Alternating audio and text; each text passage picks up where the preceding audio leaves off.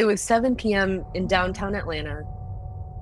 I had to be by myself, and they said wear a short, tight black Yeah. dress Mm-hmm. with black heels, with a red lip, with a high pony. Mm-hmm. Like, just imagine 15-year-old me dressed up like that, and my Right, right. role was to mix and mingle with old golfers. My mom was like, why did you send this? Like, was this a mistake? Even though I was close with my mom, Asian, we don't hug each other. We don't say, I love you every day. So when I was thinking to myself, if I have my own kid, I'm gonna hug her, tell her I love you every day and I care. I'm gonna say it. I'm gonna show it.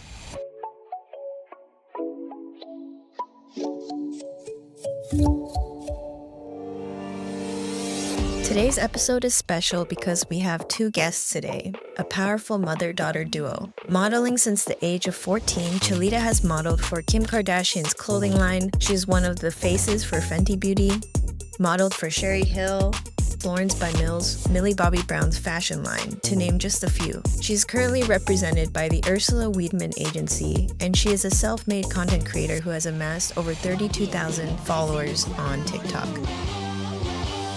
Immigrating from Thailand at just 16 years old, we have Chalita's mother, Kotch, also on the podcast with us today.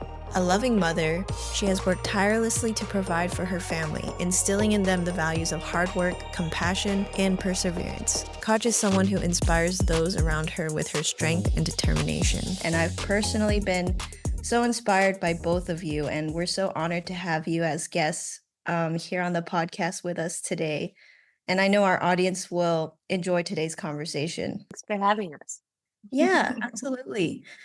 So I just want to start off by hearing a little bit of your story. And Kotch, I wanted to ask you, I know you moved here from Thailand at 16, which is such a young age. I wanted to ask you to share a little bit of what that time was like and what went into that decision for you to move to a foreign country. Well, I just followed my mom, my dad to Mm-hmm. move here, so I have no choice but to move.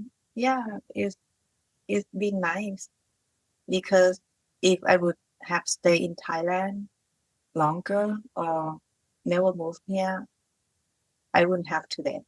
It must have been hard adjusting to a completely foreign country and a Mhm. completely new language. What was that like? Was there Yeah, any culture shock?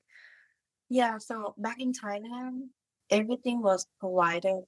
I was everything was easy. I have no housework to do, Mm-hmm. nothing. Like I grew up, my dad has everything for us. We have nannies, we have a chef, we have a driver, drive me to school. We have like everything. My dad was pretty powerful. Mm. So when we moved here, they moved here first, my parents, and they picked us up from the airport. And the first thing when we went to the apartment is a small apartment in Los Angeles. And the first thing my mom said to me was, from now on, you guys gonna have a schedule of doing laundry. I'm like, what? Like cooking, making rice, doing dishes. I'm like, what are you talking about? And my mom, my dad, they were like, it's not the same anymore. Now you have to do all this by yourself. We Mm. have to take turns between you and your siblings. And so it was hard. And I went to school, no English. It was really hard. High school, 11th grade. Yeah, I can imagine. Why did you Yeah. all leave such great life in Thailand to come here? Well, something with my dad's business. He was a very powerful person. And I don't know, I was young. And just that one day, he was on a newspaper. And my teacher was like, is this your dad? This is your dad. I have no idea. And then they just told me to pack up. Okay. And we still don't know to this day Yeah, because they passed away. My dad, my mom, they both passed away, and they erased like our name from Thailand. I don't know what happened, but must be something. Yeah, so Sounds- we lost all that. That's all I know. That we moved here. We don't have a chef anymore. We don't have nannies anymore. We don't have housekeepers. We don't have a driver anymore to take us anywhere. But now what we have was each other. Mhm. But I see my dad more when we moved here. Because over Mhm. there, he was just doing his business. So I see. I never saw him. I grew up with my nanny, Mm. pretty much. So I like it here more. I would have been so stuck up. And so this country taught me a lot to work hard, to work on your own. Mm. Like, yeah, I would be so spoiled. But over here, when we moved here, everything changed totally. Okay. Thank you for explaining that. Yeah. You're welcome. Yeah, and I actually didn't know this about Kotch, so I'm learning some things Yeah. as yeah. So can you tell us how many siblings do you have? I have four. 4 It's siblings? four of us, including me, And did you all move here together? of course. I'm Okay. the oldest one, so I did laundry for everyone. Oh, wow. Yeah. And I just wanted to ask in your dynamic with your parents, can you share a little bit about what that relationship was like? Like what kind of relationship did you have with your mom and your dad growing Well, up? I talked to my mom about almost everything. I'm really close to her. I'm close to my dad in a different way that I don't tell him everything, but I'm still close to him in this country. Mm. But in Thailand, I'm not close to both. But that's why this country, I like it that we got closer once we moved here. Like I get to see them every day, and that my relationship with my mom was the best. They never hit us. They never like abuse us. They let us do whatever we want. But back then, like I wanted to be a fashion designer, but my dad didn't have money. We were broke. So I have to help out with his business. I didn't go to school to finish that. I'm curious, Chalita, did your mom's interests in fashion and things like that, did that inspire your decision to go into fashion modeling? a bit. Unfortunately, I feel like we haven't been able to see as much as my mom's work as we could have because of like the money issues back then with her family. So um, she couldn't really go forth with her passion as much. So I wasn't able to see that as an example of what I would want to do now. So I feel like it did just sprout on its own in a way. But I feel like all three of us, like in our family, we're pretty creative and inspired by a lot of art. And so I feel like that was the sprouting point of all of that. Like we love taking pictures, we love like drawing and stuff. So it's always been very artistic and creative. So that the modeling was just a different form of it. So who's the third in the family? My dad. Okay, all right. Yeah, Yeah. and I'm noticing, what's that behind you? Is that like an Uh, old, There's a It's a retro? gas story. pump. And Yeah. look, we have more. Oh, We have a wow. lot of Okay, antique. collector's items. Yeah, yeah. Yes. So So, this but is just what another is, form of our art as Mhm. well. yeah. Can Yeah. you tell us a little bit about like how that all started, how you got interested in that? It was all my dad. It still pretty much Okay. is. But he started collecting like little stuff here and there, like since the 90s, 80s, whatever. But he really did take it seriously once we moved into our home now in Smyrna. So it's been taking over the house a bit, but I think he finds it like a creative outlet for him because all he does is just work and then come home. And so this is like his little guilty pleasure, I guess you would say. And he calls it an investment. Like we do sell and trade and resell. So it's really fun to just see like all the stuff that everyone else is selling and trading. I like Yeah. being a part of that too. I know it's weird to talk about their bathroom, but like Our bathroom is fully stocked with even more than just this. it's So like you're Okay. entering into a I whole saw different that.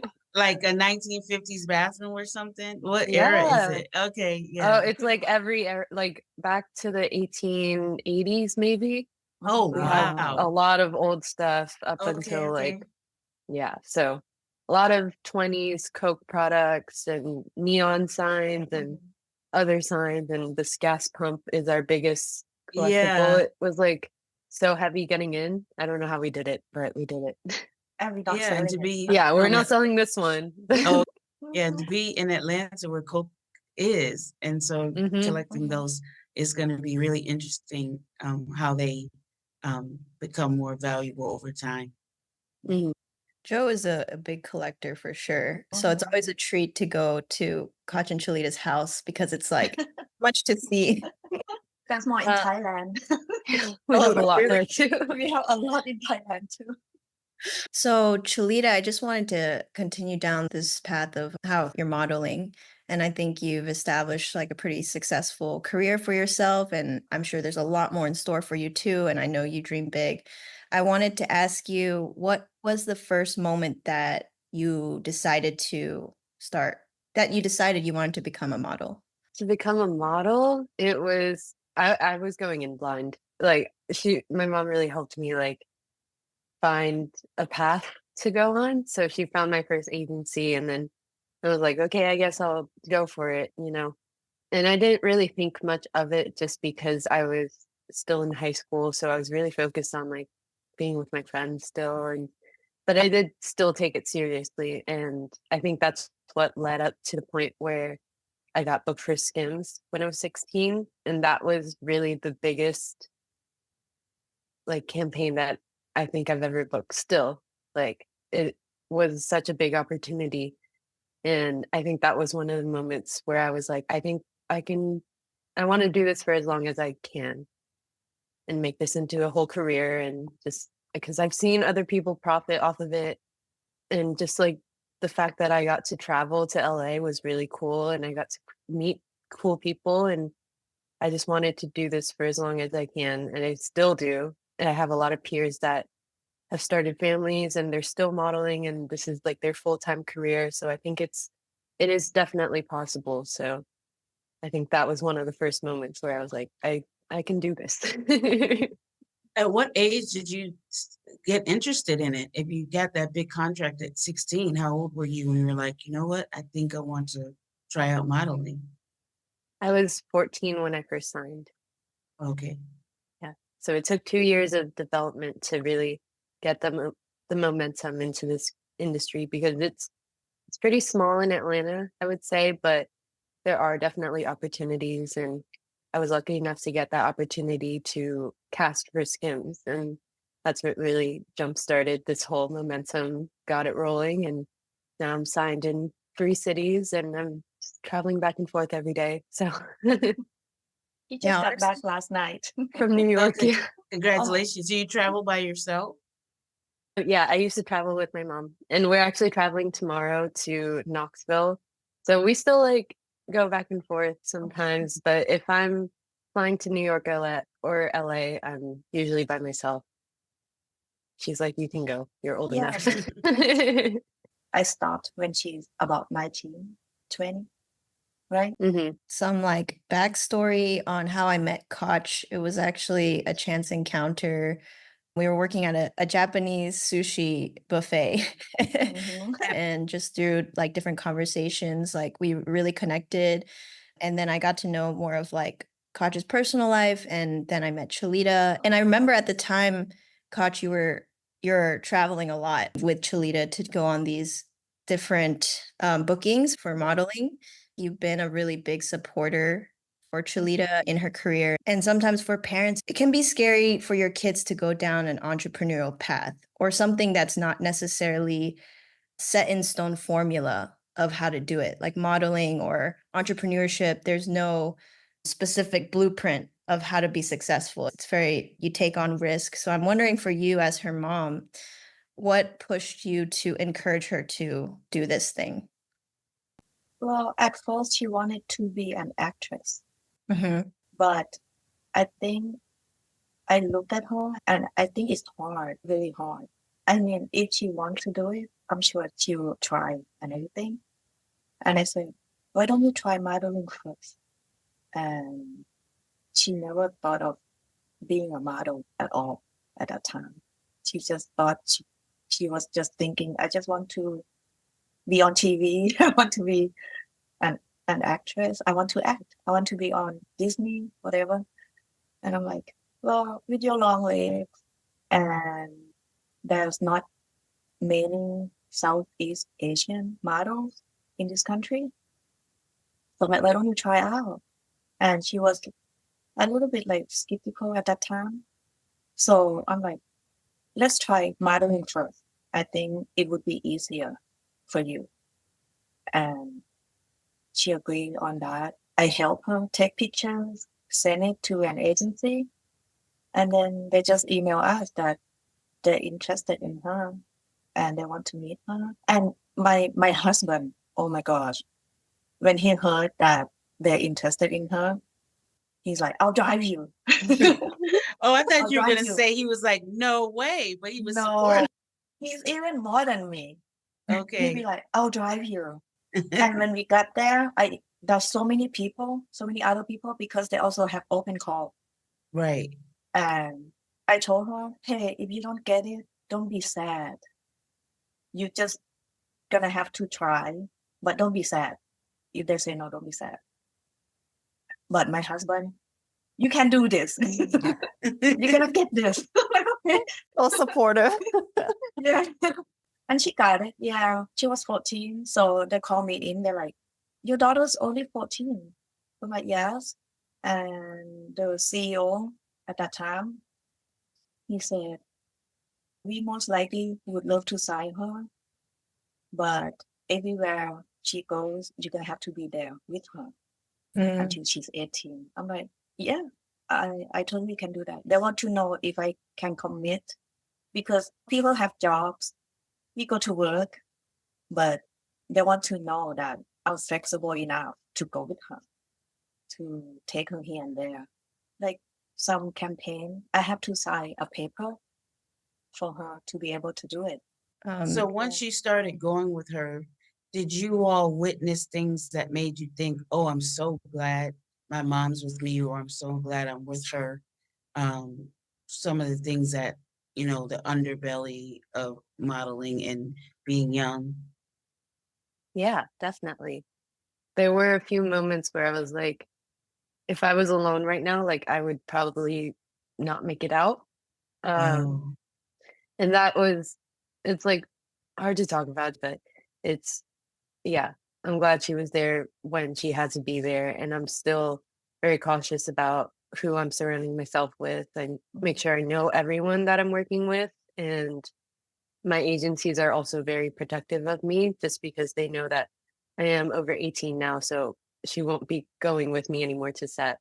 So they are very protective of me and they make sure that I feel safe at all times. I'm not uncomfortable or anything. So yeah, definitely moments where I'm like, okay, I'm glad I have someone looking over me, whether it be my mom or my agency. yeah, I just saw that on Glamour. There were mothers of powerful women, and they did this video interview and article about like Beyonce's mom, Selena Gomez's mom, maybe Billie Eilish's mom, might and one more. And they talked about how they didn't realize how important their role would be traveling, and they had to develop into the balance of being protector, but not blocking opportunity. Mhm. But also having the strength to say, that's not going to work for us. So it's not easy. So I'm glad you had your mom's support up until you were old enough to handle it yourself.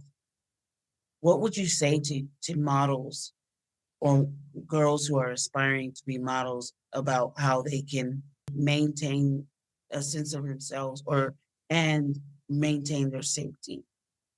I had a daughter who she was selected and I decided not to let her, she auditioned and I decided not to let her go forward because they wanted her to Los Angeles. And I just felt like, I think she was 14. I just felt, well, hers was for acting. I felt like I just didn't feel comfortable with it because I was like, and then what's the next step and the next step? So what are some lessons you could share with younger girls who might be thinking about doing what you're doing? Yeah, I think just making sure you know your own personal boundaries as well as the industry's boundaries. And there's like that fine line between, am I being selfish for asking for this, or is this just the right thing to do in the time and place that I'm at? And of course, like being 14 and going to LA, like, of course, as a mother, you would probably be scared, like so scared. Like yeah, she would not have let me done that either. At But 14. yeah, at 14 is there's so much Mhm. that she would have experienced where it's just not the right time. So it's all just down to research, knowing yourself and knowing the industry. But this industry is very, I would say, like there's a glaze over it where you would have to get past that to understand the true intentions of people and the people that you work with, and like the intentions of your agents. Like you just never know what they're going to try and do for you. So you have to know what you want to do for yourself in order to get to that point of success without compromising anything. Or at 14, you can go with her. Of course, you can go with her, but it's like You should you go with her. yourself Yeah. as the mother should understand this too. And it's hard because, of course, you didn't grow up modeling as well. So it's like you would have to learn all that for you and your daughter. And that's a hard thing to know because there's not some collective community where you can be like asking questions to other people, like, give me honest answers. But that's just the way it is. Unfortunately, it's all experience and knowing the boundaries. So, We did have one job that I actually got so mad and I texted her agent at that time, her old agent. I'm like, I hope this email wasn't for Chalita. Remember yeah, that one? it was very much like he stepped over our boundary. Mhm. And honestly, just like it was like scary to hear that I was being put in that situation in the first place. Like he even gave me that option. Mhm. Like it was disgusting to see that I was selected for this type of job that I was really mad. yeah. So that was one of our turning points of like, okay, we got to be extra careful now. Mhm. I know You there's just a never lot know. of like sensitivity around this stuff, but I'm just curious how much can you share with us? I know we're skirting around it, but I'm wondering, are you able to share with us what was it that he was asking you to do and like yeah. what? Yeah. Yeah, absolutely. Tell them. Yeah. So there was this casting that he had sent me, and it was for a PGA golf tournament, like mixing and mingling event. So it was going to be late at night. I was like 15. Yeah. Yeah, it was Wow. 16. Okay. Mhm. Same thing. Baby. And the casting details, usually they'll tell you a time and place, what to wear, like what, just details. And the details were, Just the time alone was like, huh? it was 7 p.m. in Mhm. downtown Atlanta. I had to be by myself, and they said wear a short, tight black Yeah. dress Mhm. with black heels, with a red lip, with a high pony. Mhm. Like, just imagine 15-year-old me dressed up like that, and my Right. role was to mix and mingle with old golfers Yeah, that's at crazy. some event. Like, I would be escorting them, basically, Right. in one way or another. Right. And he had not, like, he didn't even realize what he had sent to me until my mom was like, why did you send this? Like, was this a mistake? It had to have been, right? I said to him, "Do you realize she's 16 and she signed up to be a model, not to mingling, drinking with old golfers?" Right. You go, Mom. That's exactly what you should Oh my God, I say. was so mad. I can So imagine. So when the contract was over with this agency, we moved on. Right. I said, no more. This is Mhm. not right. So we're very happy with Ursula. She's Yeah. very protective. She was teaching her how to protect herself while traveling alone. If you travel alone, people ask you, just said, "Oh, I'm here visiting family, friends, my uncle," but never tell anyone, "Oh, I'm here to model." Mm. Yes, and my agent now, Ursula, she's been really great about that because she was in that position. She was a model for many years and she's been through it all. So her creating her own agency was just, and she's a mother as well. So she is very protective of us, like her models, and she has so many models. So she's always like on edge about something, but she's always there for you. And I think that's like one of the main reasons why I'm going so far in this industry is because I have really good people beside me now who are taking care of me.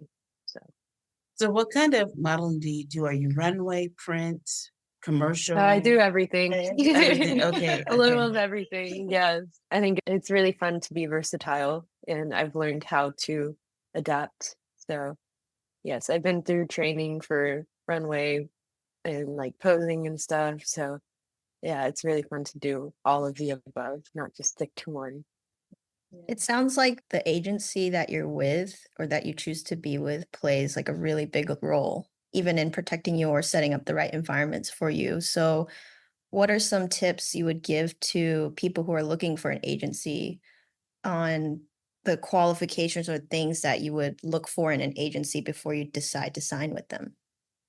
Okay, number one rule is if they are asking for money upfront, they are not a real agency. Mm. And that's like the most common misconception of new models who are looking for agencies because there are some, like, you can literally start an agency right now if you wanted to. And you could scam people into giving you money for promises of fame and fortune when in reality And it's work. all just, they're just setting you up for failure. They're not going to send you work. They don't have clients. Like, they're not reputable in any way.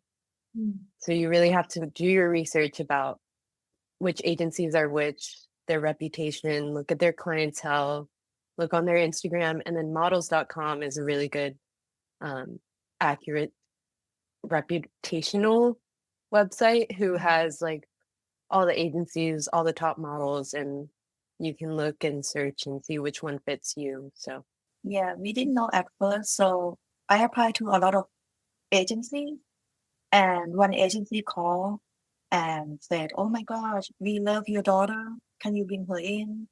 And we talked on the phone, and they were like, "But there's a fee, about $3,000. She Wow. have to take pictures. We have to build her portfolio. We have to do webcam and all that, and that's gonna be about $3,000." So I'm like, okay, I think this is a scam. Mm-hmm. So your agency, they don't ask for money at all. Once you start working, they send you to work. That's when they make money. They take percentage out of your pay. That's how they make money. But they're not gonna ask you for money upfront. And they're not gonna ask for nude pictures. If they say, "Oh, we have to see your whole body nude just to sign you," no, they scam. Mm. I have a Some question. people, So I'm hearing what you're saying about agencies, but I also have heard stories that when you sign up with a certain agency, if they have a certain brand or look, you have to look like you can't ever change your hair without permission or anything without Yes. permission. Yeah. Is that true? Okay. That's true to an Mhm. extent. Well, actually, yeah, that's true. You would have to ask any permission to make any changes. But I feel like once you have like a good look going for you and clients like your look, there should be no reason to change anything Mhm. unless you really are not working and you need a change to get that momentum going again. Then your agency is probably going to be like, oh, maybe let's cut your hair all off. Mhm. Like, let's see what you look like then. She Or was like, asked to cut her hair. yeah, like I just had to cut my hair Her hair a was few weeks very long. ago because it was too long, and the clients were like, "Oh, well, we can't see the clothes anymore. Like, let's cut it."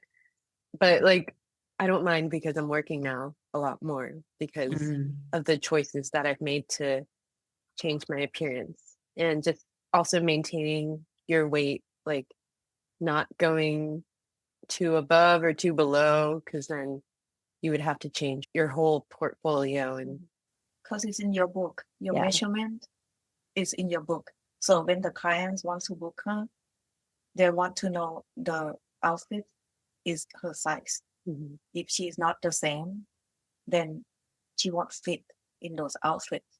So she can't really change much. Mm. How tall are you? I'm 5'10". Okay, that's good. Good height for Yeah. models. Mhm. I act like I'm an expert. I just watched that show, Tyra Banks show, American. Oh. So. I was watching that show. It was You will not be returning. yeah, me and my mom we watched that show, and my mom she loves model. She loves Okay. watching this show. She'll be like, maybe one day Chalita can be a model. Uh, Just laugh. So I wanted to ask you about that experience that you went through with your old agency and them trying to book you for something that was questionable. Mhm. And I'm sure other people and other models go through certain pressures or challenges around their boundaries being tested.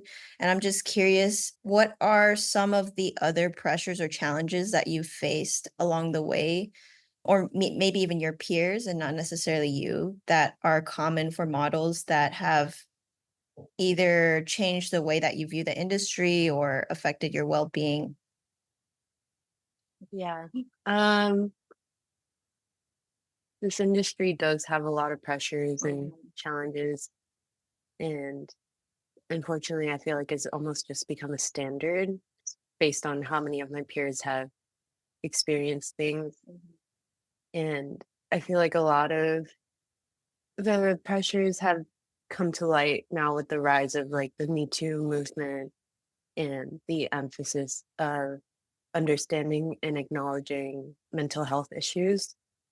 Modeling is definitely progressive, but But still, it's still very like under construction, we'll say. like one time they asked you to lose 2 inches on your hips.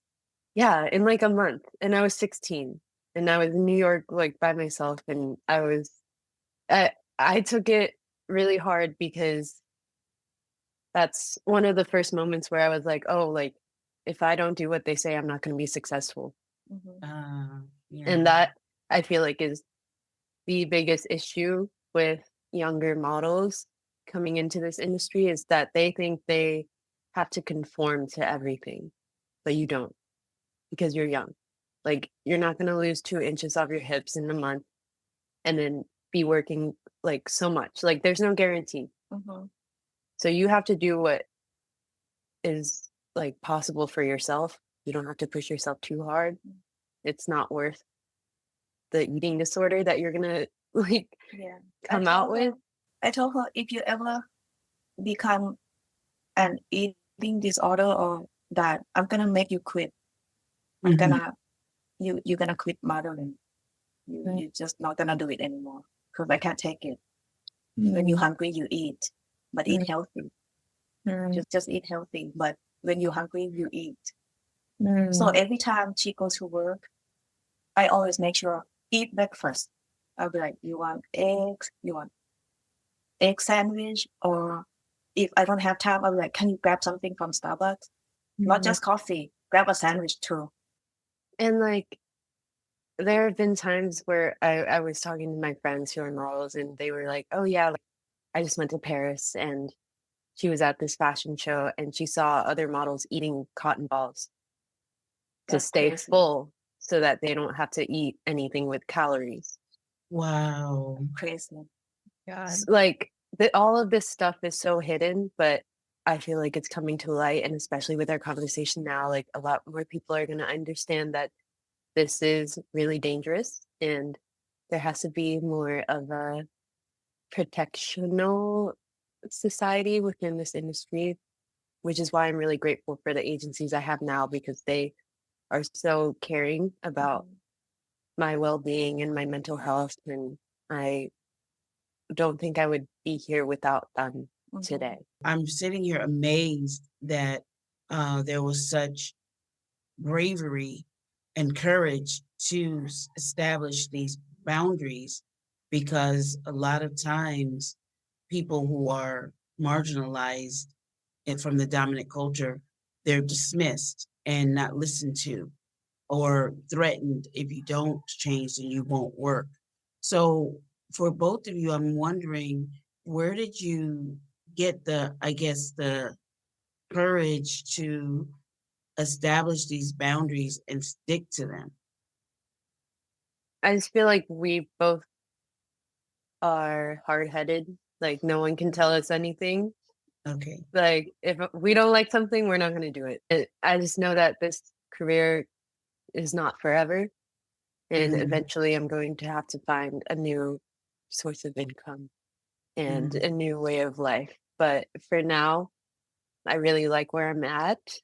But yeah, I could just quit any moment of any day just because somebody said something that I don't like. Okay, Like well, that's it's good. very much Yeah. yeah. But then if that happened, then you quit like 100 times already. Yeah, exactly. So I'm pushing through for now, but yeah. Um Sometimes, yeah, it's hard. We mhm, cry a lot. yeah. She cried a Mhm. lot. Mm. Yeah. That one time we drove 4 hours. Oh my God, just to hear 3 bad news, right? Can you Mhm. please Oh, share that story if you're okay with sharing that story? Yeah. I'd say like 2021 I was working a lot. I was like back to back every single day. I was going between Knoxville and Charlotte and then Atlanta. So it's very much like a triangle if you know anything about the South. So she would be my chauffeur.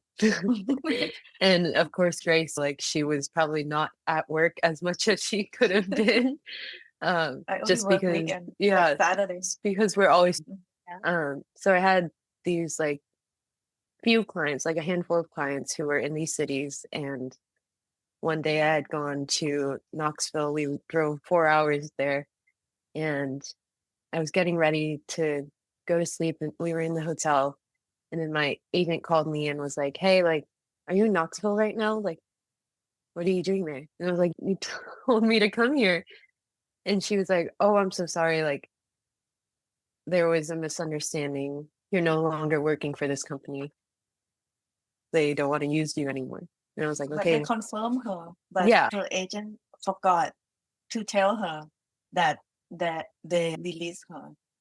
And then it just so happened that the same or a different client at the same time decided to rebrand themselves too and were no longer going to work for me. So I lost, 2 big clients yeah, at like the same time. a really good amount of work that I could have had. And that was hard just because I was like, okay, well, I thought everything was going steady. Like, did I do something wrong or was it them?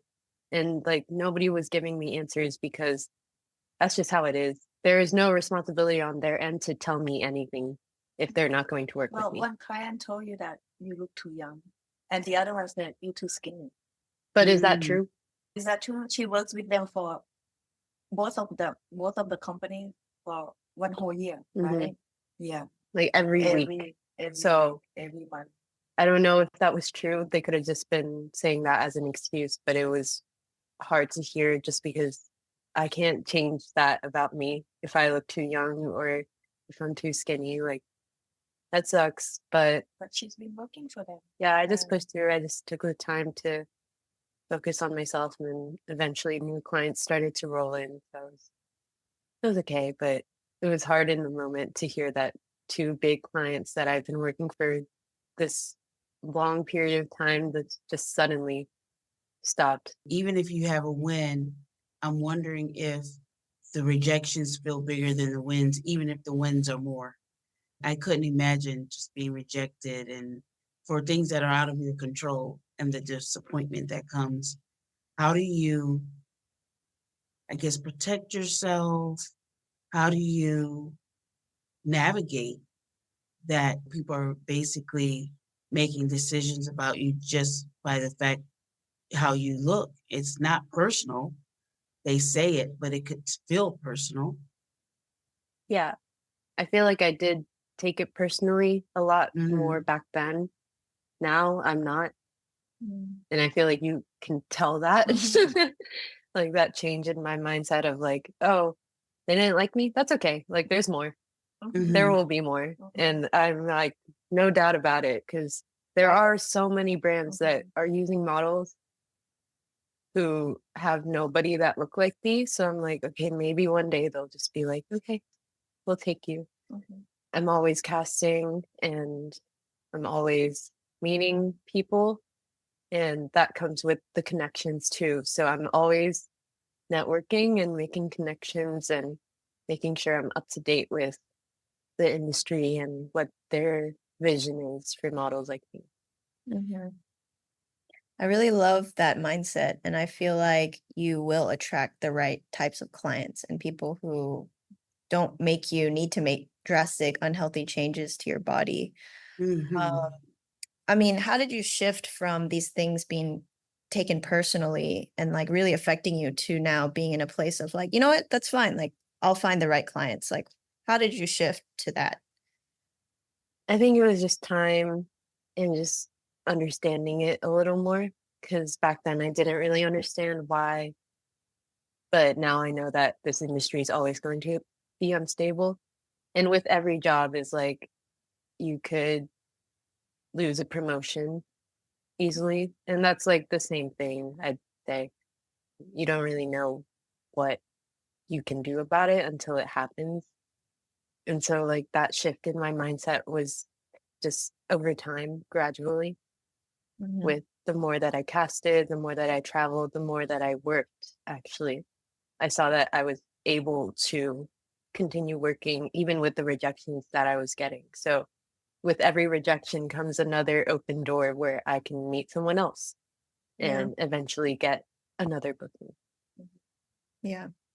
That's such a great mentality to have. And I feel like more people could adopt that mentality, not just if they don't have to be a model, but I feel like in life, things don't go the way we plan.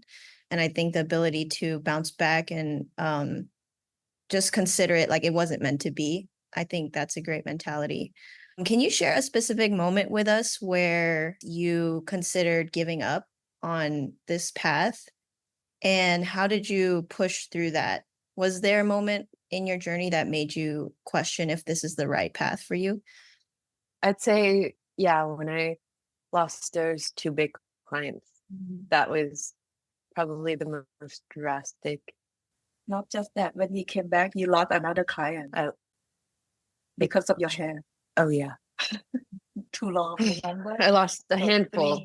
three clients.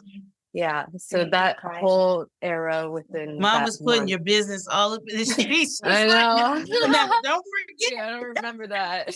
And you, She's like tried to I repress blocked it it out. and then right. She's I like, I don't remember remember. because I don't remember. Oh, she I know. cried so much. Like it's the end of the world.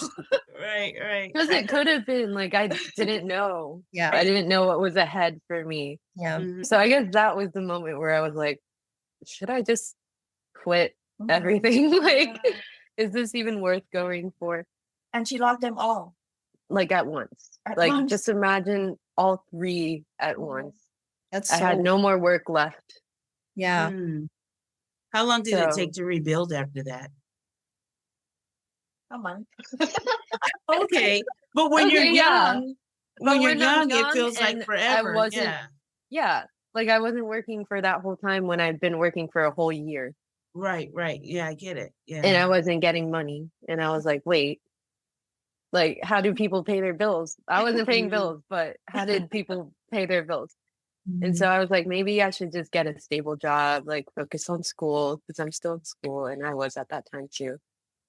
Yeah. You were gonna go for real estate. Yeah, I was literally looking at a real estate license because I was like, "Wait, should I do something more stable?" But every time she decided to do that, something big comes up all the Mhm. time. And then we're Mhm. like, oh no, you have to go. Yeah, it's almost like a sign of, like, you should just keep going because Mhm. there's more out there that there's so much more It's out not there just that I about haven't great experienced yet. Yeah.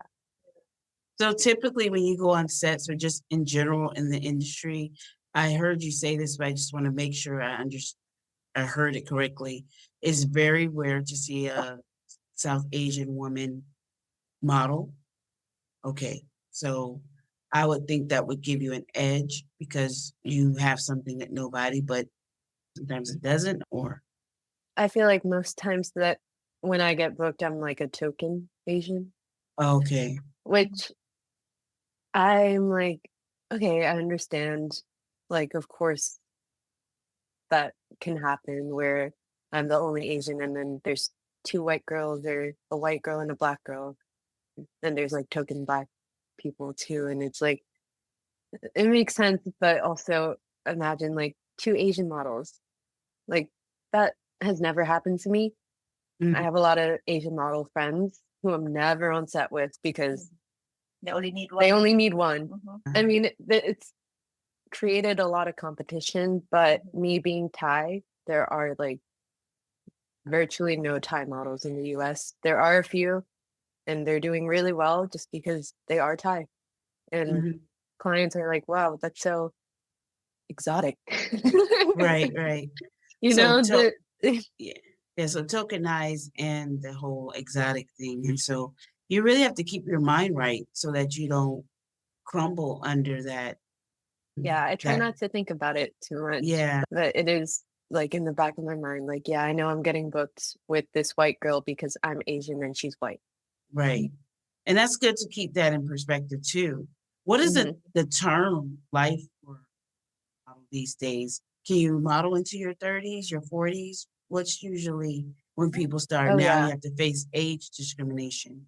My agent, for example, she has two kids. She had her daughter first, and she was pregnant, had her daughter, and then she started modeling with her daughter. They were booking her as like a mother-daughter duo, and it was very cute. So I think it's possible to continue going that far, and then eventually I would also like to be in the background scene of this industry where I do the scouting and the agency situation because I see how they operate already, and I feel like that can be really easily translated from my work already.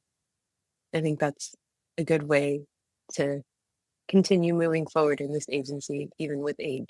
And honestly, I could see you being really great at that. And if you did start your own agency or where you're doing more of the managing side of things, like I feel like you could really make a difference with the lessons that you've learned and the awareness that you have of, I guess, how the industry works. And you could be a force of change too.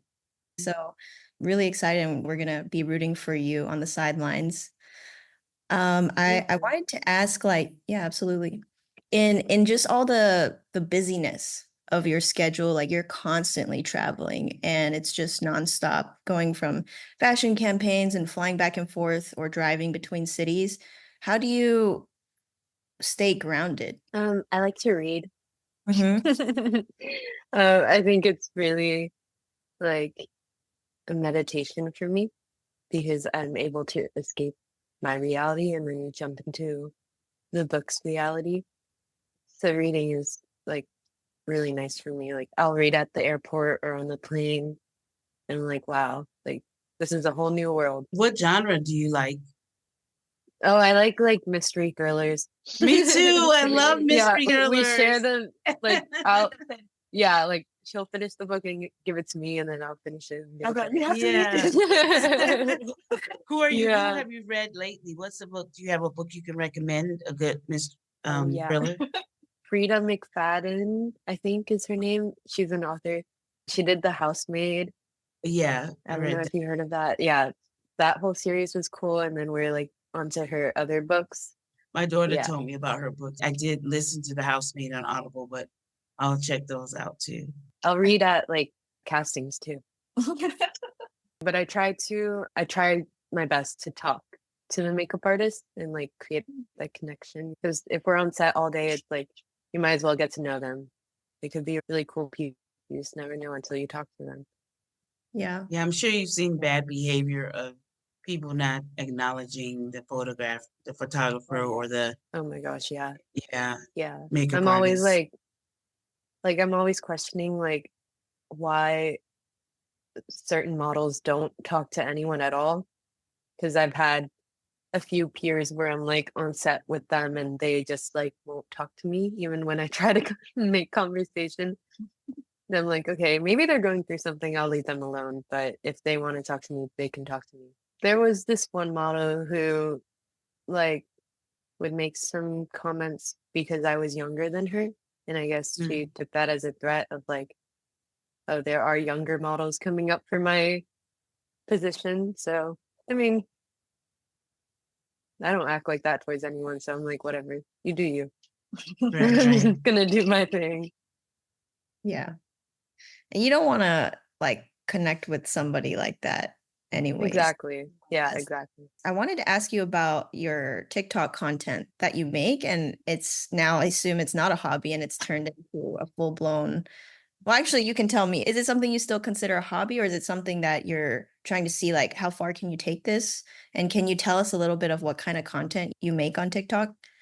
I feel like it's still a hobby to me just because I'm like very off and on about it. But I've grown a lot of followers and they are all very loyal to me. So I try to post a lot, but it's mostly about my journey and all the adventures it takes me to. Like I just posted a recent one where I was in a movie, Megalopolis by Francis Ford Coppola. And I just showed like the behind the scenes because TikTok is my way of showing the outside world what modeling is like because there aren't that many resources to see like the behind the scenes of it, especially from just a regular girl like me. So it's really cool. I feel like people enjoy it. So I like to post like day in my life and stuff. Where do you find the time to to make this content and then do all these bookings and everything like that? I mean, I do it while I'm working. So, like, I'll take some clips of me waking up, brushing my teeth, doing all that, and then, like, on the way to set, like, and then getting my hair and makeup done, like, here's my outfit.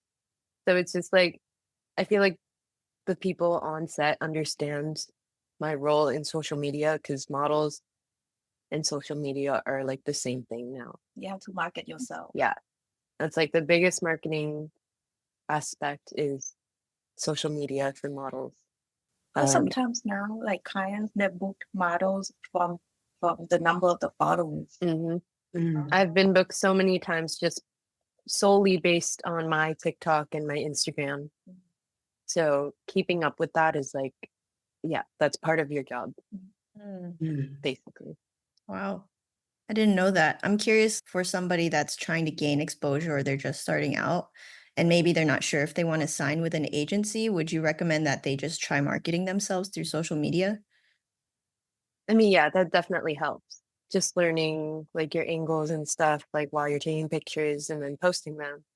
And a scout could find like your photos and be like, oh, wow, like she's model material. And then just DM you. Like everything is through social media nowadays. So I've gotten a lot of brand deals based on just my TikToks. And they're like, can you make a TikTok and then promote our products? And then we'll send you money or we'll send you free products. And so I've gotten that. I've also gotten like a lot of like actual bookings where I'm on set. based on my Instagram because they like my aesthetic or my vibe. Fall That's down awesome. to that. You just dropped like a huge piece of news as you were like telling us this. So you were in a movie? Yes. Just for 3 Yeah. seconds. It was a really short clip, but it took 14 hours to get that shot. Oh my God. Wow. Let's just say that. Yeah. I was on set for 14 hours. It was me and I'd say like 5 other models from my agency. And we're all really close friends. So we were just like goofing around. And then we turned and we saw Shia LaBeouf Okay. and Natalie Emanuel. She is from Game of Thrones, I believe, and she was getting her hair and makeup done right next to me. So we were chatting for a bit. And she's just really sweet and humble. And I feel like if I were that famous, I don't know how I would act. I would hope to be like that because she was really Aw. like there was no celebrity energy, we'll say. She was just like some regular person. So it was just fun to be on set in a different way. Like movies, I've never done a movie like that. Tired, right? Yeah, 14 hours. I got home at like 2 a.m. I was like, oh my gosh. What was your role? I was a runway model. Oh, okay. I played myself. Okay. Yeah. It was fun because the movie is very dystopian. So they had me in this really cool outfit where, yeah, it was a really cool like piece of art that they made. And they just had me have this like foil blanket over me and then just whip it off and then throw it away. Yeah, we walked about 20 times before we actually got the shot. So Wow. my calves were hurting. Wow. Well, congratulations on that. And I know, like you mentioned, this was something you're interested in. So I wanted to ask you, in all of this, did you have somebody who modeled this type of career for you, or who was your biggest role model growing up? My mommy. Aw. Aw. Yeah. Thank you. I just want to talk about your relationship a little bit, like you two. And I figured your answer would be your mom, but I wanted to, I'm sure she'll be okay with me sharing this, but my friend Kat, and you two know Kat as well, in her journey of knowing you, Kotch, in particular, she would always tell me about how you're completely changing her paradigm or her belief system of what a mother-daughter relationship could be.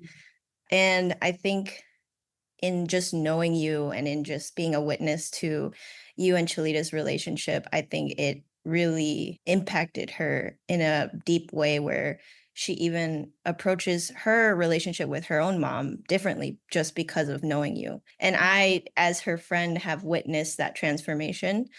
And it's a big reason of why I wanted to talk about this today, because I think having a really close and vulnerable mother-daughter relationship can be rare. And especially in like Asian households, I feel like there's a lot of, you don't see that too often.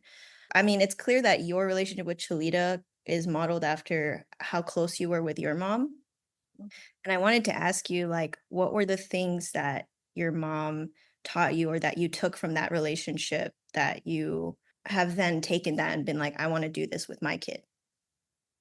Okay. Even though I was close with my mom, but Asian, we don't hug each other. We don't say, I love you every day. But I'm close with her, very close. But we don't do that. And also, even though I tell her everything, but still not everything.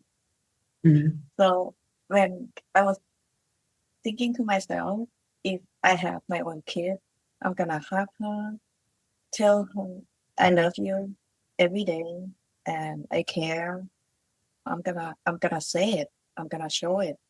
And also, I want my kid to be able to, if she's in trouble or if she thinks she did something wrong, she won't run away from me and not telling me. I want her to be able to run to me and tell me the problem so we can fix it together. Beautiful. Enough. You want her to run to you, not away from you. I Yeah. love that. Yeah. So I never have to deal with how do you call it, teen trouble, Mhm. right? She never have that. He would tell me everything. I feel like every mom wants that, right? Every mom wants their daughter or son to be able to come to them. But sometimes getting from you want that relationship to actually having it is difficult. What do you feel like you actively did in this relationship to create that environment where she felt like she could be vulnerable and come to you with her problems? You see, most, especially in Asian family, is what they need. Like, when my kids grow up, I want them to be blah, blah, blah, blah. But me, when my kids grow up, whatever they want to be, blah, blah. Like, when people ask me, what do you want Chalita to be when she grow up? I'm like, why ask me? That's her life. So you had an alternative, different approach than maybe your culture did. And you built upon your relationship with your mom, but added the things that you feel like your culture lacked, like the affection, the open-mindedness to her choices. Jalita, when you think about your friends, can you see a difference in how you were raised and how they were raised? Or is it a generational thing in a lot of your friends experience the same type of relationship that you had with your mom?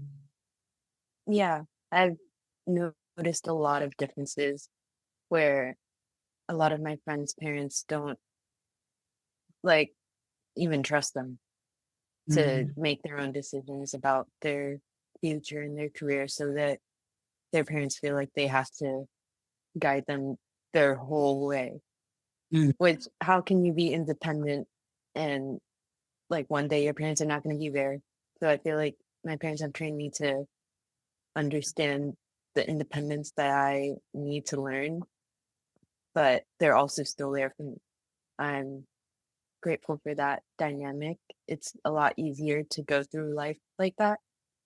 But yeah, a lot of my friends have had like misfortunes with their relationships with their parents, where either their parents don't care enough or they are too protective. Like, and also most Asian parents feel like if my kid is like grow up to be a doctor, a lawyer, it's better for them to show off to their friends. Mhm. And they don't think about what if their kid want to be a singer Right. or an artist. Yeah, they like care more about Yeah. reputation Yes.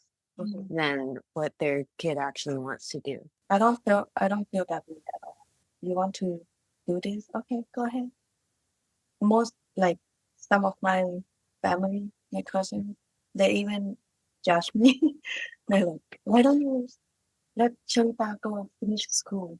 But don't they know she's in college, but online? But I feel like I don't promote it that much Mhm. just because I want it to be like a surprise when I do get my degree. Like, Mhm. yeah, I've been working on this in the back. Like, nobody knows Yeah. what all my steps are going to be like. And I move in silence. Like, you're not going to always know what we're doing, what we're up to. Yeah, and some of my family, they be like, oh my God, you're just gonna let your daughter do this? What about school? School is so important. But they don't know that she's she's in school and she's making money. Because we have nothing to prove to them. I love it. Yes. And it's commendable that you have that attitude and willing to go and happy to go against the grain. And it's a beautiful thing to see just in this short time, the dynamic that you both have. So I'm glad I had a chance to meet you. Thank Yeah. you. Thank you. Chalita, I just wanted to ask you, and I know we're getting close to wrapping up, but I wanted to ask you, is there anything specific or a couple things that you would want to take from the way your mom raised you and bring that into how you would want to raise your future daughter or son? If I can like adopt even just half the amount of love our family has, that would be enough for me. Oh, Yeah, I feel like the dynamic of the balance of genuine care and loyalty for one another is like my biggest goal for my future family. So yeah, I don't think I would do anything different. What has been one of your biggest wins in this past year that you would like to share with our audience for both of you? For me, I had my Sephora debut with Fenty Okay. Beauty, Oh, and that, yeah, I feel like that was my biggest job this year. I think that's, wait a minute. Maybe that's why you look familiar. Because I follow all things Rihanna and where were you highlighted at? Where were you? Like on the, I'm in stores like on the little side yeah, part. yeah. Yeah. So I'm somewhere where there's not a lot going on, but there's a Target and there's a Fenty Beauty. And I think that even on this tiny island, your face is here. So congratulations. As soon as you Yay. said Fenty, I was like, oh, that's where I saw her. Okay, yeah. That was a huge deal. And I mean, correct me if I'm wrong, but was it shot in China that you did that shoot? No, we shot it in New New York, but Okay. it originally it was supposed to be just China. Like it was a campaign for China, but Mhm. they decided to extend it worldwide because the Wow. photos were so good or Mhm. whatever. Yeah. That's awesome. That's a pretty big deal. So I hope Yeah. you celebrate that. Yeah. We Before went I to Sephora, forget, take so many pictures. what's your TikTok? Chalita Nata, Chalita. Okay, so So everybody, we're gonna follow her after this, but it sounds like it's gonna be such a treat to continue to watch her journey. So just wanted to make sure we got that. And what's your IG? I'm the same. Same. Okay, good. All Same. right. Yep. And then hers is KOTPH928 on just Instagram. Yeah. Okay. And Kotch, what about for you? What was your biggest win in this past year? Well, this. Yeah. That's Oh, true, but that's every yeah. year, right? Every year. And also, yeah, my biggest win also, I beat breast cancer. Yeah. Oh, congratulations. Yay. I wasn't sure if that was something you were wanting to talk about, but since you Oh, did, yeah, it is a really big deal. And I remember when you first got the diagnosis, and I know it was really hard on you and your family. I'm so happy to hear that it's completely gone, right? And you're completely yeah. cancer free. I did want to ask you, is there any way that diagnosis changed the way that you've approached life? And has that experience changed you at all? Yeah. Now I look at life easier. Like life is short. Live every day happy. Mm-hmm. Whatever that make you happy, do it. And if you're not happy, don't do it. Mm. And also, like with my family, I argue more. I mean, less. Oh, Les. And I work less too. I don't want to work so much anymore. Yeah. Now I look at life like I'm grateful to be alive every day. Live your life happy. Yeah. Don't think too Yeah. much. Don't stress. As long as you have a shelter, you have food to eat when you're hungry or you're thirsty, you have all these things. You want to go on a vacation, you go on a vacation. Just do it. I love that your family prioritizes traveling so much. Yeah. And I'm always hearing about like the different places that you guys are traveling together. And I can't remember if it was Joe or you that told me this, but I think there was one really big gig, right, Chalita, that I think conflicted with your family travel plans. And Oh, there were a lot, yeah. oh, really? Okay. Because So we travel so much. do you usually choose your family plans over the gig? How does that work? Yeah. Yes. So we were in Thailand, I think last year, and my agent was calling me at like the flip side of the time zone. So it was like really early for me. So I didn't answer. And she was like, "Hey, sweetie, I know you're in Thailand, but like, would you be able to come home early for this like job?" And I'm like, okay, No. tempting, but no, like, why would I compromise the time I already set aside for my family for our travels to just go back and work? I can work the rest of the year. Like, these few days won't mean anything to me. And I love that so much because I feel like sometimes work can take a priority or we can get caught up with work, but really at the end of the day, our loved ones are the ones that really matter. And I know that you've even turned down some like really big opportunities because you're like, no, family comes first. Thank you so much for sharing. I think we wanted to ask you, both of you, what the best piece of advice that you've ever received was. Focus on progress rather than perfection. So taking those smaller steps, learning from your mistakes is like the path to like personal growth and resilience. And I always tell her, go ahead, reach for those stars, but make sure your feet stay on the ground. Be humble. Love Don't it. think you all that. Mhm. Right. Yeah, that's amazing.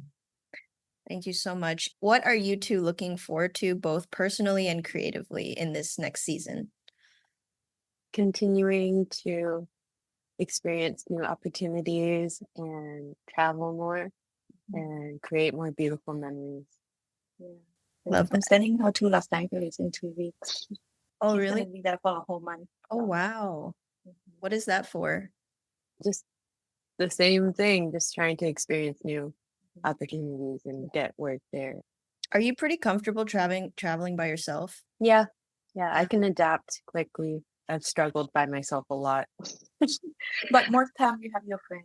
Yeah, I have a lot of friends and family, but when I am alone, I'm like, wow, like this is scary, but this is what I'm here for. Well, it sounds like you've learned so many lessons along the way. So thank you so much for taking the time, both of you, to share your story with us. And I know our audience is going to get a lot of value and lessons out of just listening to your story. And again, you guys are just two inspiring individuals to me. So thank you so much for being on today. I Thank really you. was happy to have you guys. Thank you. Thank you so Yes, much. thank you so much. It was a blessing and a pleasure to meet both of you. Thank you. Thank And I Thank wish you you. so much success and happiness and joy and all the things that I know are coming for you, especially because you have that sense of standing on business. I want to always stand on It's business. really early where I am, so I'm still trying to collect words, but standing on business. Yeah, it was so nice to meet you both. I always hear about you two from Grace. And so I was like, oh my gosh, I'm finally going to, over the years here and there. So I'm like, oh, I finally get to meet them today. So it was such a pleasure and joy. Thank you so Thank you much. so much. That's it for today. Thank you for listening. We hope you enjoyed the conversation. To learn more about today's guests and find related links and resources, visit the episode page at nexusexperience.com. You'll also find our full podcast archive. If you'd like to support the podcast, please subscribe on Spotify, YouTube, and Apple Podcasts. And if you enjoyed this episode, please leave a review letting us know. Sharing the show with your friends is also incredibly helpful. You can find us at Inside Coffee Break on socials. For updates, make sure to subscribe to our newsletter on Substack. Today's show was edited by our co-host Grace Chung. We appreciate your love and support. See you in the next episode.